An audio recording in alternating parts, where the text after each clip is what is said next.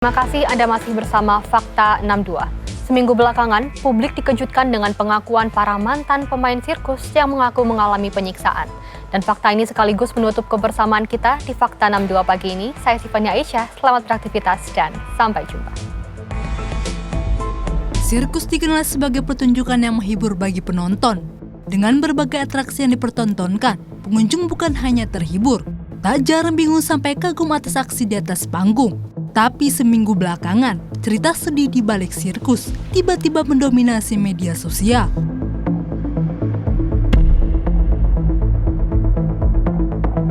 Bisa mungkin bersembunyi dari mereka agar gak ketangkap. Soalnya saya pernah kabur tahun 86, saya ditangkap, dipukuli. Kakak saya pun gitu, kabur, ditangkap, dipukuli.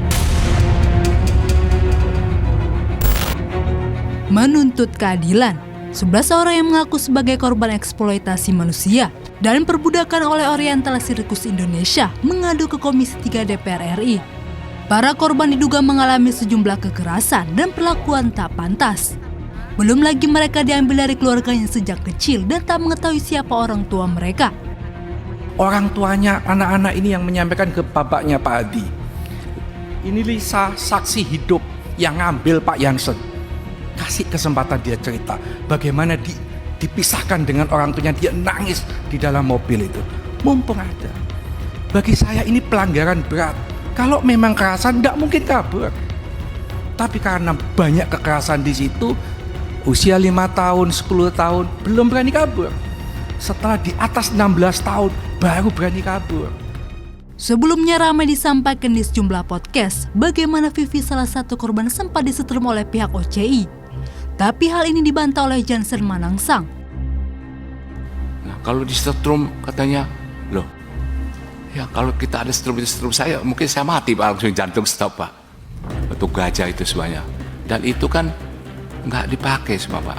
Ada kita bawa saksi nanti bisa ngomong Pak, jadi dewan juga pimpinan bisa dengar semua Pak. Kalau nggak, ini kenapa ada setrum itu untuk menjaga kalau gajah ngamuk bagaimana kepada itu ada atau bagaimana terakhir ditembak mati gitu semuanya, ada alat senjatanya, itu peraturan dari polisi nggak ada Pak.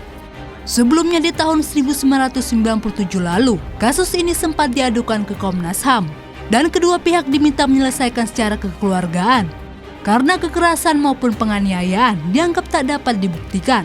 Hal ini disampaikan perwakilan Hamdan Zulfa yang jadi kuasa hukum OCI saat itu. Dari hasil pemantauan dan rekomendasi tersebut tidak dapat dibuktikan adanya dugaan mengenai penganiayaan dan atau penyiksaan.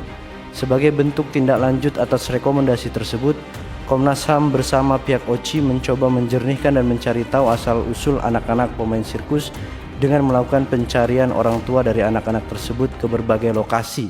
Tapi nyatanya korban merasa tak diberi santunan. Kuasa hukum pelapor sudah mengirimkan surat rekomendasi Komnas HAM serta surat untuk berbicara secara kekeluargaan kepada keluarga pengelola.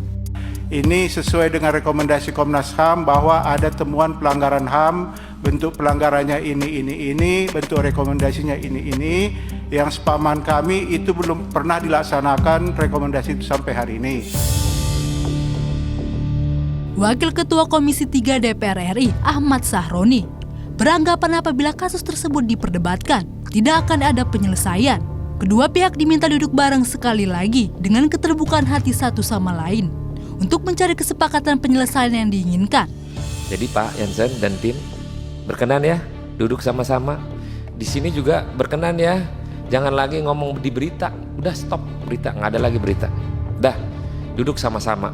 Kalau seminggu nggak selesai, datang lagi sini baru kita laporin ke Polda. Mana yang benar, mana yang salah, nanti baru berlanjutlah prosesnya.